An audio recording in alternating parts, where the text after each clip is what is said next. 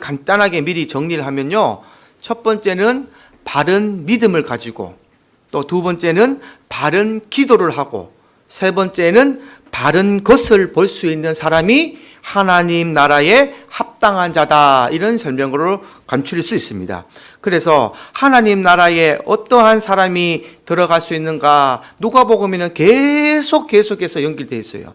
그래서 이방인들에게 자꾸 누가복음에서 누가 저자가 너희들은 이렇게 해야지 하나님 나라에 들어갈 수 있고 예수 믿는 자녀가 될 수 있다라는 것을 가르쳐 줍니다.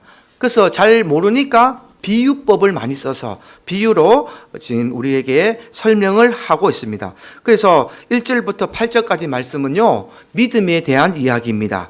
이 비유를 불의한 재판장의 비유다라고 말하는데요, 이 말씀은 누가복음에만 기록이 되어 있습니다. 그래서 1절에 보면 이 비유를 말씀하신 이유를 설명해 놓았어요. 우리 1절을 한번 읽어보겠습니다. 18장 1절 시작. 예수께서 그들에게 항상 기도하고 낙심하지 할 것을 비유로 말씀하여 라고 말씀합니다. 이 비유의 핵심이 뭐냐? 이 마지막 시대에 살고 있는 저와 여러분들에게 항상 기도하면서 낙심하지 않는 믿음에 대해서 말씀하고 계신 거예요. 낙심이라는 뜻이 뭐냐? 말이 마음에 잃어버리는 것입니다. 마음을 잃어버리는 것 또는 포기하는 것, 이런 뜻이에요. 그래서 낙심한다는 말은 포기했다 이 말이에요. 내가 마음을 잃어버렸다, 포기했다, 낙심했다라는 뜻인데, 쉽게 말하면 이 믿음의 반대말이 되는 거죠. 믿음의 반대말이 낙심이 되는 겁니다. 그러나 이 마지막 시대에 변하지 않는 믿음을 가져야 할 것에 대해서 기록하고 있습니다. 그래서 여기 내용은 억울함을 당한 한 과부가 나와요. 억울함을 당한 한 과부가 나와서 거기 재판관을 찾아갑니다. 재판관을 찾아와서 나의 억울함을 좀 풀어주십시오. 나의 억울함을 좀 풀어주십시오. 계속 간구하고 호소하는 장면이 1절, 2절, 3절에 계속 나오는데 4절에 이 재판관이 이런 말을 합니다. 우리 4절 한번 읽어보겠습니다. 시작. 그가 얼마 동안 듣지 아니하다가 내 속으로 생각하되 내가 하나님을 두려워하지 않고 사람을 무시하나. 얼마 동안 아무리 얘기해도 듣지 않는 거예요. 귀찮죠? 잘 모르는 과부가 하나 와서 자기 억울한 일을 풀어달라고 막 강구하니까 듣기 싫은 거예요. 무시하다가 나중에 속으로 생각해요. 내가 하나님을 두려워하지도 아니하고 사람을 무시하나. 5절에 보면 이렇게 얘기합니다. 이 과부가 나를 어떻게 한다고요? 번거롭게 한다고. 귀찮게 한다 이 말이에요. 무섭다 이 말이에요. 세상 말로 하면은. 조금 심하게 말하면 스토킹이라 할 수 있겠죠. 막 찌비하게 와서 도와주세요. 여기 지금 의사 선생님도 계시지만 우리 아버지 약국 가실 때에 한 달에 한 번씩 우리가 쉬었어요. 매월 15일날. 근데 약국에서 쉰다고 전기를 딱 붙여놓으면 안 와야 되잖아요. 그날마다 또 기운이 문 뚫린 사람이 있어. 그러면 처음에는요, 모른 척 합니다. 아버지하고 나하고 모른 척 해요. 쉬는 날이니까 한 달에 한 번 쉬는데 좀 쉬고 싶잖아요. 근데 계속 송약 사요 막 두드리면 어떻게 될까요? 우리 아버지가 야, 문 좀 열어줘라 이렇게요. 그래가 약을 준다니까. 내가 몇 번 했어요, 그 어릴 때. 그러니까 집요하게 막 문을 두드리면 열어주는 거예요. 왜? 그 사람을 위해서가 아니라 내가 귀찮아서 빨리 해가 보내야 될 거 아니에요. 그래 내가 쉬니까. 그래서 나를 번거롭게 하니 그 원한을 풀어주겠다. 이 구절을 5절에 지금 여기 재판관이 하게 됩니다. 그때에 이제 7절에 보시면 예수님께서 이 비유에 대한 풀이를 해주신 거예요. 7절을 우리 한번 다 같이 읽어보겠습니다. 시작. 하물며 하나님께서 그 밤낮 부르짖는 택하신 자들의 원한을 풀어주시지 아니하겠느냐? 그들에게 오래 참으시겠느냐? 믿지 않는 사람도 와서 막 나를 귀찮게 하면 내가 쉬려고 풀어주는데 하물며 하나님이 우리의 억울함을 풀어주시지 않겠나 이 말이에요. 왜 억울하냐? 우리가 이 땅에 살 때에 주의 이름으로 많이 괴롭힘도 당하고 시련도 당하고 우리가 자존심 상하는 그런 어려운 일도 당했을 때에 하나님은 기억하고 계신다 이 말입니다. 우리가 만약에 이 땅을 잃고 나서 이 땅에서 삶이 마감하고 올라가면 계시록에 보면은 그렇게 기록해 놨어요. 순교자의 피의 옷이라고.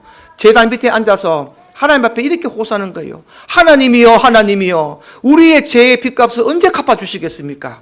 하나님이 우리의 헌신과 봉사한 것을 언제 갚아주시겠습니까? 라고 호소하는 장면이 나온다 이 말이에요.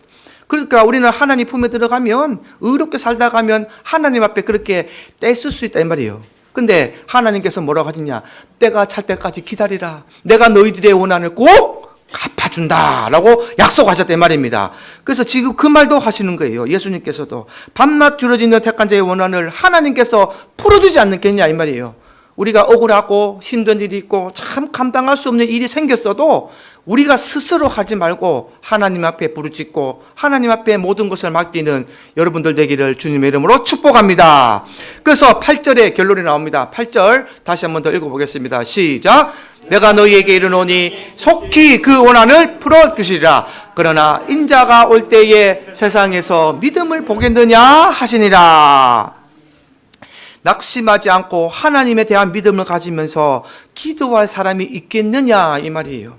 네가 정말 세상이 팍팍하게 변하고 세상이 정말 너희가 상상할 수 없을 정도로 이렇게 타락하고 어려울 때에도 너희가 끝까지 믿음을 지키고 나라에 대해서 기도할 수 있겠느냐 이 말씀을 지금 하고 계십니다. 그래서 하나님에 대한 믿음과 말씀에 대한 믿음이 없으면요 시대만 보고 낙심하게 되는 우리의 삶이 될 수밖에 없다. 그래서 우리께 하나님 앞에 끝까지 나와서 기도할 수 있는 사람은 어떤 사람인가? 악착같이 기도하는 것과 믿음으로 하는 기도는 다르지만 이 믿음으로 하는 기도를 하나님은 기다리고 계신다라는 것을 기억하시기 바랍니다. 그래서 우리에게는 낙심이라는 단어는 존재하지 않는다 이 말이에요. 우리는 오직 믿음과 충성과 진실과 인내와 좋은 단어들은 다 어릴 것이고 악하고 나빠하고 불의와 정죄하고 비판하고 이런 모든 나쁜 단어는 예수님으로 다 물리시기를 주님의 이름으로 축복합니다. 이게 우리 믿는 자들의 모습이 되는 것입니다. 그래서 악착같이 하다가 안 되면 쉽게 낙심하지만 믿음으로 하는 사람은 낙심하지 않는다 이 말이에요. 오늘 하나님 앞에 끝까지 믿음으로 전진하는 저와 여러분들 되기를 주님의 이름으로 축복합니다. 그래서 요 말씀에 달라게 하시면 뭐냐? 분명한 믿음은 뭐냐? 변하지 않는 믿음으로 살아라 이 말이에요. 변하지 않는 믿음으로 살아가야 네가 하나님 나라에 들어갈 수 있다라고 말씀하십니다. 그리고 이제 오늘 본문에 나오는 9절부터 14절까지 말씀은요 바리새인과 세리의 기도의 내용이 됩니다. 첫 번째는 제가 바른 믿음이라 그랬죠. 두 번째는 바른 기도가 되는 거예요. 바른 기도 9절을 우리 한번 읽어보겠습니다. 시작. 또 자기를 의롭다고 믿고 다른 사람을 멸시하는 자들에게 이 비유로 말씀하시되 스스로 자기를 의롭다고 얘기한다. 내가 하나님의 백성이라고 생각한다. 선민사상을 가지고 있죠. 이게 바로 바리새인들을 가리키는 얘기입니다. 바리새인과 세리 둘이 기도할 때에 바리새인들은 자기가 의롭다고 믿었다고 얘기합니다. 무엇을 의롭다고 얘기했을까요? 이들이 같이 성전에 기도를 하는데 이 바리새인들은 과연 내가 무엇이 의롭다고 얘기했는지 한번 살펴보시기를 원합니다. 11절 한번 읽어보겠습니다. 11절 시작. 바리새인은 서서 따로 기도하여 이르되 하나님이여 나는 다른 사람들 곧 토색, 불의, 간음하는 자들과 같지 아니하고 이 세리와도 같지 아니함을 감사하나이다. 바리새인의 기도는 뭐라고 얘기합니까? 첫째, 나는 토색, 불의, 간음, 음행을 하지 않았다 이 말이에요. 저들과 같지 아니하고 세상 사람들과 같이 나는 정말 성실하게 진실하게 내 나름대로 도덕이라는 것을 지키면서 십계명에 있는 그 6절부터 나오는 그 계명을 지키면서 살았다라고 얘기하는 거죠 하나님 앞에. 그래서 어떻게 서서 한다고요? 따로 서서 기도하는 거예요. 서서. 여러분 서서 기도한다는 말은 뭐냐면 남 앞에 보이기 위한 기도입니다. 앞에 나가서 웅장하게 서서 천주교 예배 드릴 때 보면요 이 신부가 딱 옷 입고 관복 입고 딱 서서 기도하면 사람들이 와서 다 뭐 이렇게 인사하고 뭐 이렇게 떡도 주고 물도 막 발라주잖아요. 이렇게 서서 사람들 앞에 많이 보이는 데서 내가 서서 기도한다. 그리고 뭐라고 말합니까? 마지막에 이 세리와도 같지 아니함을 감사하나이다. 여기 이 사람보다 내가 나은 것을 감사한다는 말이에요. 그러면 이 말이 뭐냐면요 자기가 높아졌지만 이 세리는 어떻게 됐어요? 나쁜 사람이라고 벌써 비판하고 정죄하는 말이 아니에요. 그죠? 이 사람은 나쁜 사람이다 이 말이에요. 이 놈은 나쁜 놈이지만 내가 이 놈보다 같지 않은 것을 감사한다는 말을 지금 하고 있어요. 그리고 12절 다시 한번 보겠습니다. 12절 시작.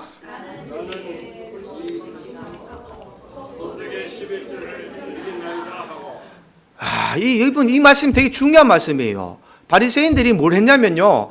일회에 2번, 일주일에 2번씩 금식했다라는 말합니다. 일회에 2번 금식하고 또 소득의 11조를 드리나이다. 그들이 하나님에게 백성으로서 11조를 드리는 것을 자랑으로 얘기했다는 거예요. 내가 11조를 드리고 일주일에 2번 금식하는 것을 자랑으로, 그러니까 감사함으로 하나님께 드린 것이 아니라 자기의 행위로서 의롭다함을 지금 드러내고 있는 겁니다. 이것이 우리 성도들과 우리가 한번 다시 눈여겨봐야 될 점이에요. 교회에 나와서 만약에 믿음이 좀 부족한 부분들이 있어서 그분이 만약에 11조를 드릴 믿음이 아직 없어요. 예수는 믿는데, 그러면은 그 사람은 믿음이 없는 사람입니까? 있는 사람입니까? 이 11조 행위로 판단하면 안 된다니까요. 많은 교회들이 이걸로 많이 판단을 해. 헌금을 얼마 드렸고, 많이 드렸고, 내가 헌금 얼마 했고. 그러니까 나중에 되면 어떻게 돼요? 내가 교회에 헌금을 얼마나 했는데 감히 나를 무시해? 내가 여기서 이때까지 드린 헌금이 얼만데? 이 교회에 누가 헌금지 갖고 얼마 올려서? 실제로 그런다니까요. 우리가 하나님께 드리는 거는요, 이 헌금에 넣는 순간 잊어버리세요 해요. 아멘입니까? 하나님께 드리는 헌물은 하나님께 드리는 순간 잊어버리셔야 된다고요. 이거는 우리가 우리 것을 드린 것이 아니라 하나님이 우리에게 주신 것을 다시 감사함으로 드리는 거예요. 그게 11조 개념이 됩니다. 11조는 어떤 개념이냐? 구약에서도 보면요, 이 성막을 유지하는 비용이 되는 거예요. 오늘날로 따지면 교회를 유지하는 비용이 11조가 비중이 제일 큽니다. 그죠? 우리가 주정금을 드려도 많이 못 드리잖아요. 그런데 우리가 소득의 10분의 1을 드리는 것은 교회에서 이렇게 올라가는 이 재정, 이 흐름을 보면요, 교회의 운영비와 이 모든 것에 대해서 이것을 쓰임하라고 그렇게 하나님이 정해 주신 거예요. 왜 11조를 드려야 했을까요? 왜 11조를 드려야 될까요? 믿음이 많아서 드려야 될까요? 돈을 많이 벌어서 나 하나님 앞에 돈 많이 법니다 자랑하려고? 그게 아니라 하나님께 예배드리는 이 장소가 존속되기 위해서입니다. 바꾸기 말하면 예배를 계속 드리게 하기 위해서. 교회가 존속이 되려면 재정이 있어야 되고, 재정이 있어야지 예배를 드릴 수 있는 운영비가 생기니까. 그러면은 성도들이 와서 하나님 앞에 예배를 드리고, 이 예배 드리는 장소가 있어야 하나님과 저희들이 같이 호흡하고 만날 수 있는 자리가 된다 이 말이에요. 그게 바로 11조의 개념으로 돼야 되는 거예요. 그래서 말라기서에 하나님께서 그렇게 말씀하셨어요. 너희가 11조로 갖고 가는 것은 내 것을 도둑질하지 않았느냐. 돈을 뜻한 뜻이 아니라 하나님과 백성들의 막힌 담을 만들었다는 거예요. 예배가 없으니까 하나님을 만날 수가 없는 그런 상황이 되었다라는 것을 설명하시는 겁니다. 그래서 이것이 우리의 행위의 의로움으로 나타내면 안 되는 거예요. 우리가 하나님께 예물을 드리고 또 하나님 앞에 금식을 하는 모든 잘못은요, 하나님 앞에 행위의 의로움이 아니라 내 스스로가 하나님 앞에 죄를 짓고 내가 혹 금식해야 되겠다고 생각이 들면 금식할 수 있는 거지만 남 앞에 자랑거리가 된 건 아니라 이 말이에요. 11조도 똑같다 이 말이에요. 헌금도 내가 헌금을 얼마 했는데 교회에서 나를 무시해? 내가 이 교회 헌금 하나면 너 교회 어떻게 될 줄 알아? 이런 두려운 말을 하는 사람들이 있다는 겁니다. 하나님께서 마음 먹고 하시면은 그 한 사람으로 인해서 11조 안 드렸다고, 헌금 안 드렸다고 교회가 주지 않겠습니까? 저는 절대로 그러지 않다고 생각합니다. 하나님께서 운행하시고 하나님께서 교회는 누구를 또 말미암아서 하나님께서 먹여주시고 입혀주시고 존속하시게 만들어 가신다고 저는 생각합니다. 그게 하나님의 방법이에요. 그래서 우리는 벼가 이곳으로 고기를 숙이듯이 하나님 앞에는 고기를 숙이고 겸손하고 엎드리며 순종하는 자들이 되어야 될 줄 믿습니다. 하나님께서 오늘날 저와 여러분들에게 이렇게 바라고 계십니다. 그래서 우리가 한번 여기서 더 봐야 될 것은 세리의 기도를 한번 살펴보시기 바랍니다. 13절에 세리의 기도가 나옵니다. 읽어보겠습니다. 시작.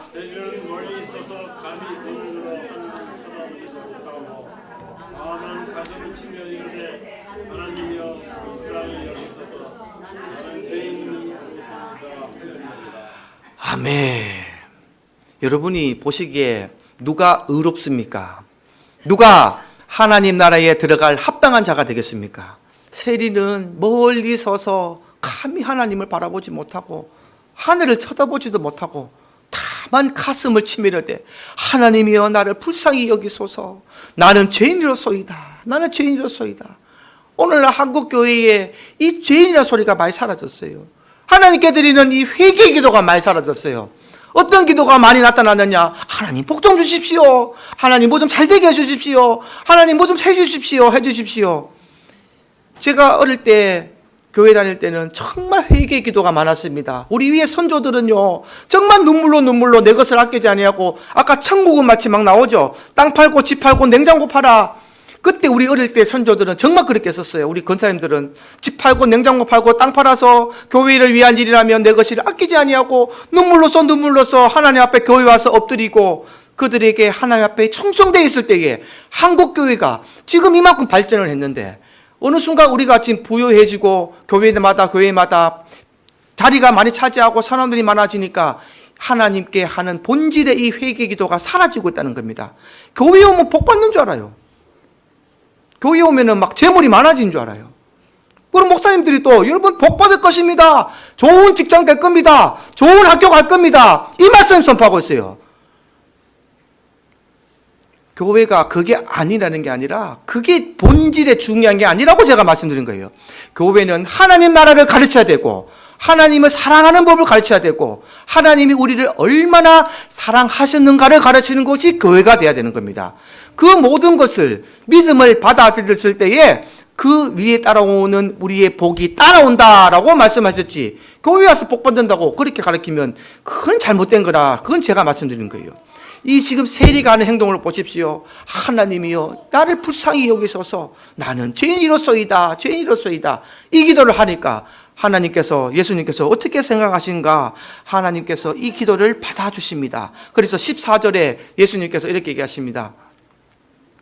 14절 시작. 내가 너희에게 이르노니 이에 저 바리새인이 아니고 이 사람이 의롭다 하심을 받고 그의 집으로 내려갔느니라. 무릇 자기를 높이는 자는 낮아지고 자기를 낮추는 자는 높아지리라 하리라. 아멘.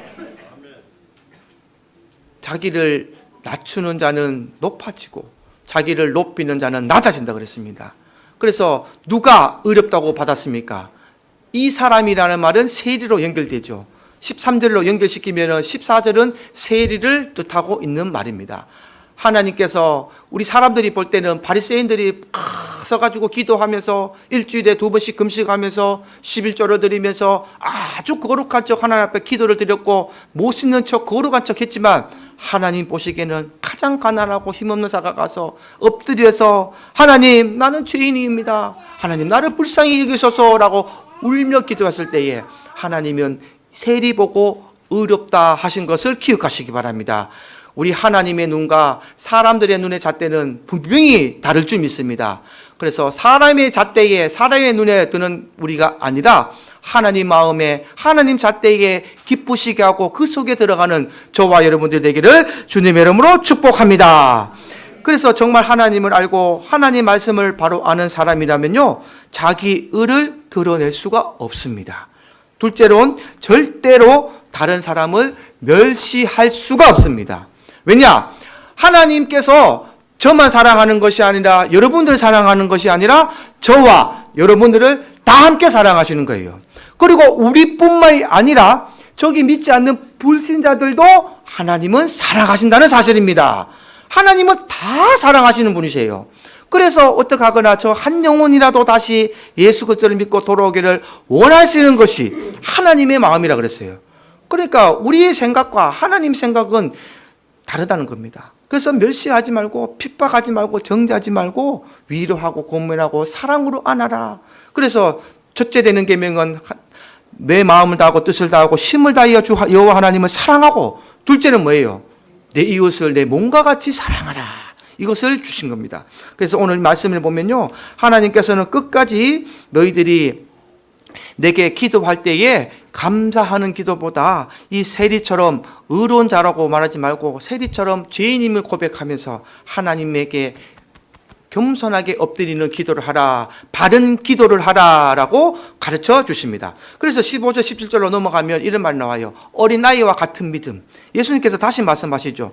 여기 예수님이 걸어가시는데 많은 어린아이가 와서 막 예수님을 만지고 예수님께 가까이 할 때에 제자들이 막 막습니다. 제자들이 막 막아요. 어디 어른한테. 지금도 그렇죠.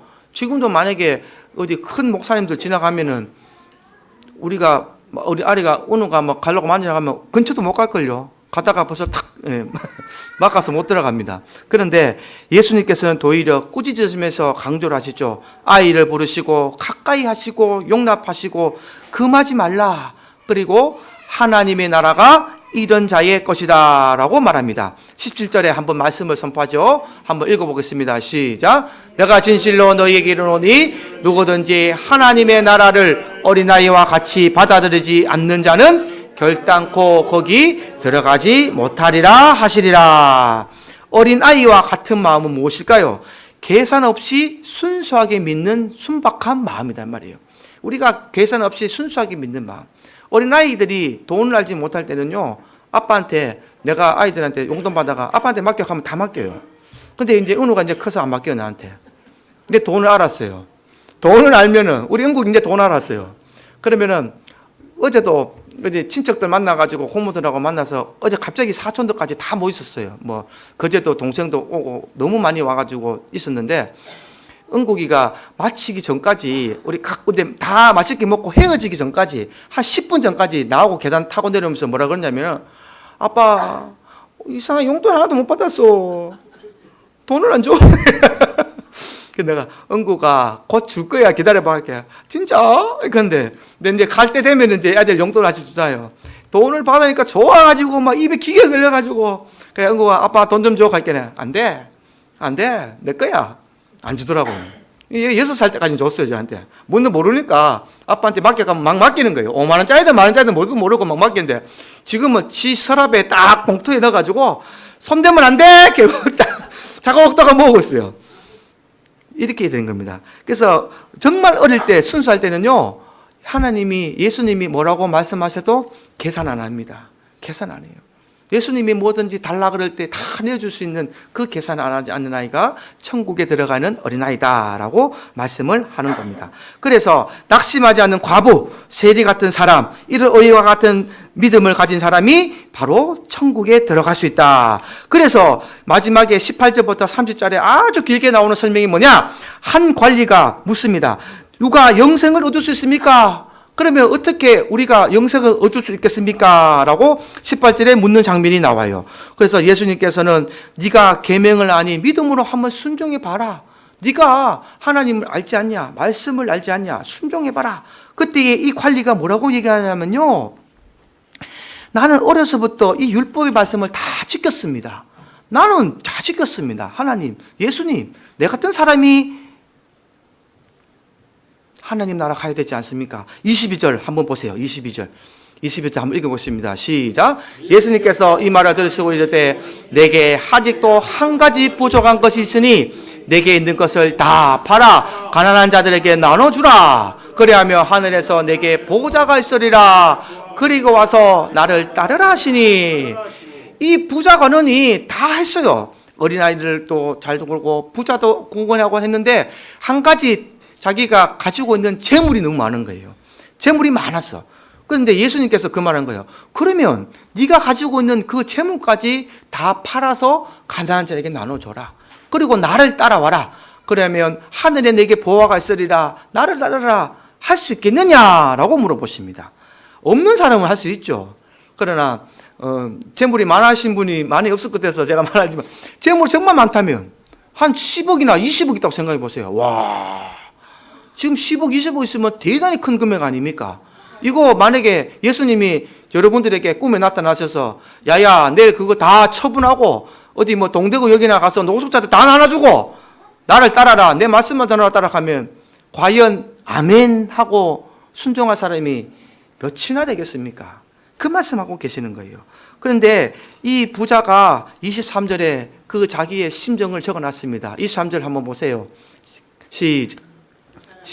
사람이 큰 부자의 입으로 이 말씀을 듣고 심히 근심이 근심합니다. 근심합니다. 그냥 부자가 아니고 큰 부자라 그러잖아요. 큰 부자. 지금 따지면 한 100억 부자 아니겠습니까? 그죠? 예를 들어서 100억 가진 사람이 자기 거 다 내려놓으라 그러면 아마 내가 가진 것이 1,000만이라면 내놓을 수 있을 수도 있어요. 아이고, 예수님 말씀에 순종하죠. 1,000만 원 내가 다 드리죠. 1,000만 원은 드릴 수 있다고 생각합니다. 저도 만약에 1,000만 원밖에 없다면 주님 달라면 드리지 뭐 1,000만 원 있으나 없으나. 안 그래요? 근데 나한테 100억이 있다고 생각해 봅시다. 잠깐만요. 내가 이거 내가 의회 모았는데, 내가 이거 어떻게 재련을 마련했는데, 이거 다 주라 그럽니까? 모르겠어요. 반이나 주라 그러면 또, 한 50원 남았으니까. 근데 다 주라 그러는 거예요. 아주 근심을 하는 겁니다. 이거 참 드려야 되나 말아야 되나? 이 부자는 드렸을까요? 못 드렸을까요? 못 드렸습니다. 말씀 속에서 못 드렸어요. 그래서 예수님이 말씀하십니다. 이것은 하나님이 주신 것이라 생각하지 아니하고 자기가 가진 것이 생각했기 때문에 너무나 괴로워했다. 그래서 예수님께서 말씀하시죠. 낙타가 바늘기로 들어가는 것이 부자가 하나님 나라에 들어가는 것보다 쉽다. 낙타, 아주 큰 낙타가 바늘구멍에 어떻게 들어갈 수가 있습니까? 그만큼 어렵다고 말씀하신 거예요. 재물을 많이 가진 사람이 하나님 나라에 들어가는 것이 어렵다는 겁니다. 왜냐? 지금요, 이 세상에는 돈이 있으면 아주 살기 좋은 세상입니다. 그렇지 않습니까? 돈만 있다면 정말 살기 좋은 세상이 지금 세상이에요. 예전에도 그랬겠지만 지금은 더더더더 좋은 세상이에요. 명절 되면은 비행기 타고 해외로 놀러 가죠. 지금 한국이 이렇게 우중충한 날씨지만 베트남이나 동남아 쪽으로 가보세요. 얼마나 따뜻하고 바다도 이쁘고, 예. 돈 주고 호텔 가면 리조트 가면 아침에 가면 조식 주지요. 애들 데리고 가서 또 수영하고 놀면은 옆에서 따라다니면서 망고 까주지요. 막 이 기죽죠. 그래도 나도 얼마 안 해요. 몰라서 그렇지. 아주 기적대박고 다이빙하는 사람은 다이빙하러 들어갔다 나오고 모든 걸 이렇게 하고 정말 부자같이 살고, 더 있는 사람들은 뭐 미국도 가고 유럽도 가고 막 놀러 다니잖아요. 얼마나 살기 좋은 세상입니까? 근데 이런 사람에게 네 모든 것을 드려라 그러면 안 되는 거예요. 이 모든 것을 못하니까 내가 정작 하나님을 믿는데 하나님이 원하시는 믿음의 단계에 들어가지 않았다. 이 말을 제가 드린 거예요. 하나님을 안 믿는 것은 아닙니다. 그러나 하나님은 우리에게 이런 믿음이 아니라 더 큰 믿음을 바라고 계신다는 겁니다. 그 단계까지 올라오는 거예요. 끌어당기시는 거예요. 하나님께서. 너희가 처음에 믿음과 지금 이 정도 10년, 20년 믿음이 똑같다면 하나님 보시기에는 안타까운 겁니다. 하나님 마음에는 안타까운 거예요. 젖을 먹을 때, 어릴 때는 내가 그게 귀엽다고 젖을 줬고 위로 줬지만 크고 장성했으면 뭘 먹어야 됩니까? 단단한 음식을 먹어야 되는 거예요. 하나님을 위해서 더 힘쓰고 애쓰고 하나님 나라를 위해서 살아가야 되는데 10년 전에 믿은 거나 지금 믿음이나 똑같다면요, 하나님 보시기엔 안타까운 거예요. 그래서 하나님 나라에 합당치 아니하다라는 말씀을 하고 계십니다. 그래서 의미심장한 말씀을 하십니다. 그러면 누가 구원을 얻을 수 있습니까? 라고 물어봤을 때에 28절에 이렇게 얘기하셔요. 28절 한번 읽어보겠습니다. 27절 읽어보겠습니다. 이러시되 우리 사람이 할 수 없는 것을 하나님은 하실 수 있습니다. 아멘. 이 구원이라는 것은 세상의 지식이나 재물로 얻어지는 것이 아닙니다. 이 하나님의 방법으로만 구원할 수 있는 거예요. 그래서 31절에 무엇을 또 설명하시는가? 십자가와 부활을 말씀하시고 계십니다. 곧 내가 너희에게 예수 그리스도를 보내고 이 십자가 사건이 있고 난 후에는 그것을 믿는 자들에게 너희의 구원이 이루어질 것이다. 31절 한번 읽어보겠습니다. 시작. 예수께서 12제자를 데리시고 이르시되 보라, 우리가 예루살렘으로 올라가노니 선지자들을 통하여 기록된 모든 것이 인자에게 응하리라. 예수님이 말씀하신 거예요. 이제 곧 내게 선지자들이 말씀했던 그 십자가 사건이 나한테 올 것이다. 그래서 나로 말미암아서 아버지께서 너희를 구원의 방법으로 하기로 만드셨다. 구원의 방법을 계획하시고 이루어 가실 것이다라는 것을 예수님이 설명하고 계십니다. 그래서 31절과 34절에 보면 예수님께서 이 십자가와 부활을 위해 오셨다고 얘기해요. 내가 이 땅에 온 곳은 내가 너희의 구원을 위해서 왔다. 십자가 사건을 위해서 왔다라고 얘기합니다. 그래서 이 말씀을 다 했는데 34절에 보면 제자들이 깨닫지 못하는 거예요. 34절을 한번 우리 읽어보겠습니다. 제자들이 이것을 하나도 깨닫지 못하였으니 그 말씀이 감추어졌으므로 그들이 그 어르신 바를 알지 못하였더라. 감추어졌다는 건 뭐예요? 보지 못하는 거죠. 보지 못하는 거. 그래서 세 번째 제가 뭐라 그랬습니까? 바른 믿음, 바른 기도, 그 다음에 바른 것을 봐라, 이 뭐예요? 바른 것을 봐라. 십자가를 볼 수 있는 눈이 열려야 되고 예수 그리스도를 보는 눈이 열려야 될 줄, 그거를 설명하는 거예요. 그래서 뒤에 나오는 것이 뭐냐? 35절부터 43절 말씀이 뭐냐? 맹인 얘기가 나오는 거예요. 맹인 얘기가 나오는 거예요. 여리고성에 들어갔을 때에 한 맹인을 만나는 사건이 나옵니다. 이게 잘 아는 여러분이 나와요. 예수님이 말씀하시니 누가 눈 뜹니까? 바디메오가 눈을 떴다네. 기억하십니까? 이 바디메오가 눈 뜨는 사건이 이때 기록이 되는 거예요. 그래서 예수님이 설명해 주시는 거예요. 이 눈이 가려워졌던 맹인도 하나님을 만나면 하나님 나라를 볼 수 있다. 하나님 나라를 볼 수 있는 영안이 열려야 된다라고 설명하고 있습니다. 그래서 이 바디메오가 얼마나 대단한 사람이냐면요, 38절 한번 보기를 원합니다. 눈이 보이지 않는 바디메오가 예수님이 지나갈 때에 이렇게 외칩니다. 시작. 맹인이 외쳐 이르되 다윗의 자손 예수여 나를 불쌍히 여기소서. 할렐루야. 그 예수님 옆에 수많은 사람들은 예수님을 몰라요. 눈 뜨고 따돌리고 예수님의 기적을 봐도 예수님을 알지 못했던 사람들인데 이 맹인 하나가 그냥 웅성성 보이지 않는 이 사람이 예수님이 지나갈 때에 큰 소리로 외쳐 이릅니다. 다윗의 자손 예수여 나를 불쌍히 여기소서. 예수를 바라보는 영안이 열렸다 이 말입니다. 눈이 보이지 않는 맹인이 예수를 보는 영안이 열리니까 하나님께서, 예수님께서 누군지 아니까 메시아라는 것을 알게 될 때에 이 맹인은 어떻게 되는가? 41절에 보면요, 예수님이 그렇게 말씀하십니다. 내가 원하는 것이 무엇이냐라고 물어요. 내가 내게 무엇을 주기를 원하시느냐? 그럴 때에 이 소경은 거지라고 소개되어 있거든요. 이 세경은, 이 맹인은 눈도 안 보지만 거지예요, 거지. 여러분이 만약에 눈이 안 보이고 거진데 정말 전능자가 와서 누가 이제 나의 모든 것을 해결해 줄 수 있는 사람이 와서 물을 때에 여러분들은 어떤 거를 선택하시겠습니까? 돈 좀 달라 안 그러겠어요? 눈 떠지는 거 생각이나 하겠습니까? 내가 눈이 안 보이고 어렵고 힘드니까 나 좀 먹고 살게 좀 돈 좀 주십시오. 재물 좀 주십시오. 나 편하게 살게 돈 좀 주십시오. 안 그러겠어요? 근데 이 소경은 무엇을 원했는가? 나는 보기를 원한다라는 말을 해요. 소경이요, 이 보기를 원한다라는 말씀으로 하나님 앞에 예수님께 말할 때에 예수님께서 42절에 이렇게 얘기합니다. 42절 한번 읽어보겠습니다. 시작. 예수께서 그에게 이르시되 보라 내 믿음이 너를 구원하였느니라 하시매. 아멘. 눈이 보이지 않는 이 맹인이 예수님께서 돌아오셨을 때에 다윗의 자손 예수여 나를 불쌍히 여기소서. 다른 사람들은 못 봤지만 맹인은 예수님을 바라본 줄 믿습니다.